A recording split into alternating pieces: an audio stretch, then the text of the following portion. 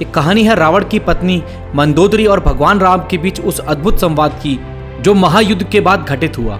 यह उन मूल्य और आदर्शों की कहानी है जो एक योद्धा को महान बनाते हैं। युद्ध के बाद रावण के शव के पास बैठी उनकी पत्नी मंदोदरी विलाप कर रही थी। उनका महान पति, जिसे वो अपना जीवन साथी मानती थी, अब रणभूमि में पराजित होकर पड़ा था। उसे किसी ने बताया कि समुद्र किनारे रघुवंशी राम बैठे हैं जो युद्ध में विजयी हुए हैं। मंदोदरी ने निश्चय किया और राम से मिलकर उस प्रश्न का उत्तर जानेगी जो उसके मन में उमड़ रहा था। मंदोदरी राम के पास पहुंची। राम ने उसे आता देखा और सम्मान में तुरंत खड़े हो गए। हाथ जोड़कर उन्होंने कहा, देवी, मैं आपको प्रणाम करता हूँ। इस सूनी रणभूमि में आप कौन हैं? मंदोदरी ने गंभीरता से उत्तर दिया, हे राम, मैं रावण की दुर्भाग्यशाली पत्नी मंदोदरी हूँ। राम ने संवेदनशील स्वर से कहा, माता, मैं आपसे क्षमा मांगता हूँ। आपका पति महान ज्ञानी था, ब्रह्मा के वंशज थे, परंतु उसने अनिति का मार्ग चुना, इसलिए मुझे उसे मारना पड़ा। मैं आपके दुख के लिए क्षमा चाहता हूँ।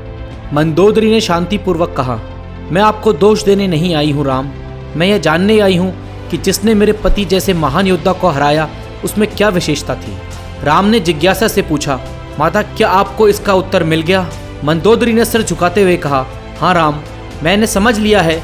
मेरा पति मेरे जैसी सती पत्नी होने के बाद भी पराई स्त्री की इच्छा करता था, और तुम, जब पराई स्त्री की छाया भी तुम्हारे पास आई तो तुमने आदर के साथ सर झुका दिया और उठ खड़े हुए।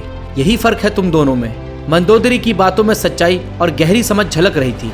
राम ने महसूस किया कि उसकी विजय केवल रणभूमि में नहीं बल्कि उनके आचरण, चरित्र और संयम की थी। रावण के पास अपार शक्ति थी, लेकिन उसकी इच्छाओं का बंधन उसे पराजय की ओर ले गया, जबकि राम अपनी इच्छाओं से मुक्त होकर मनुष्यता के आदर्श बने। ये कहानी सिखाती है कि सच्ची ताकत बाहरी शक्तियों में नहीं बल्कि अपनी इच्छाओं पर नियंत्रण में होती है। रावण की शक्तियां उसे विजय नहीं दिला सकी क्योंकि उसके मन में लालच और अहंकार ने घर कर लिया था।